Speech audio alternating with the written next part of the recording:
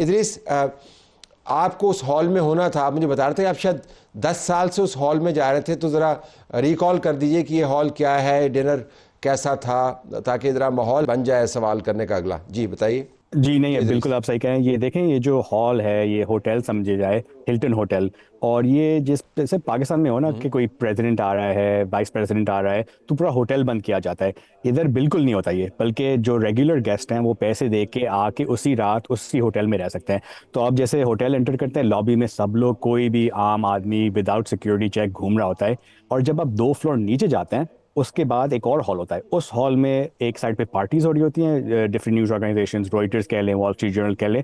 और फिर अगर आप दाएं हाथ पे देखें तो फिर सिक्योरिटी चेक शुरू होती है, जहां आप एंट्री लेते हैं एक्चुअल जो बॉल रूम है, जहां ये डिनर होता है। तो आप काफ़ी हद तक आप जा सकते हैं इस इंस्टेंस में गन के साथ, without any security checks. I think ये काफ़ी एक आई थिंक अनोखी चीज़ है इस होटल में। और आई थिंक क्वेश्चन, अब सवाल पूछे जा रहे हैं कि इतना बड़े होटल को पहली बार बंद क्यों नहीं किया गया, और उनने जो सिक्योरिटी सेट पॉइंट है वो शुरू में क्यों नहीं लगाए, इतने आगे जाके क्यों लगाए।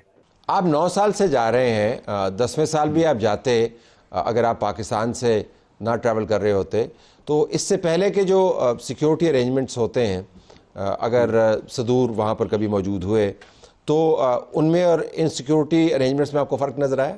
देखिए, एक चीज़ इंपॉर्टेंट है कि जो ये कॉरस्पॉन्डेंस डिनर है उनकी सिक्योरिटी 10 साल से जो मैं जा रहा हूँ ये सेम ही रही है। मगर एक चीज़ बदली है। आप देखें, प्रेसिडेंट ट्रंप पे ज़िंदगी पे अब जो 2 अटैक हो चुके हैं, तो मेरे ख्याल से अगर मैं देख रहा हूँ, मैं समझूं कि चले 2 अटैक हुए हैं, शायद सिक्योरिटी और टाइटन हुई, मगर टाइटन बिल्कुल नहीं हुई। और ये मेरे लिए एक बड़ी अनोखी बात है कि अटैक होने के बाद, बावजूद इतने थ्रेट होने के बावजूद, फिर भी उन्हें सिक्योरिटी नहीं बढ़ाई। तो मेरे ख्याल से मैं और मेरे दोस्त यही बात कर रहे थे कि अगर हम लोग होते इधर और हम लोग सिक्योरिटी के चार्ज में होते, तो हम लोग मेरे ख्याल से सोचते कि देखो, थ्रेट हाई है, अलर्ट हाई है, मे बी सिक्योरिटी ज़्यादा बढ़ानी चाहिए थी। और ये भी एक चीज़ याद रखने की ज़रूरत है कि सिर्फ प्रेसिडेंट ट्रंप नहीं थे, वाइस प्रेसिडेंट JD वैंस भी थे, और प्रेसिडेंट ट्रंप की पूरी कैबिनेट उधर थी। तो मतलब आप देखें, जो भी इंडिविजुअल्स गवर्नमेंट को चलाने के लिए थे, वो सब एक खट्टे एक कमरे में थे, और फिर भी सिक्योरिटी ऐसी थी।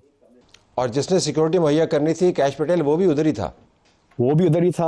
आप डिफेंस सेक्रेटरी देख लें, जो ईरान में जंग चला रहे वो भी उधर ही थे। अटॉर्नी जनरल, जस्टिस डिपार्टमेंट के वो भी उधर थे। और माइक जॉनसन, जो स्पीकर ऑफ द हाउस, जो थर्ड इन लाइन कहते हैं ना सक्सेशन, वो भी उधर ही थे। तो मतलब बड़ी अनोखी चीज़ अगर आप सोचें। तो ये कौन बंदा था जिसने ये हरकत की? इसके बारे में क्या पता चला? इसके नज़रियात क्या थे? कौन है ये?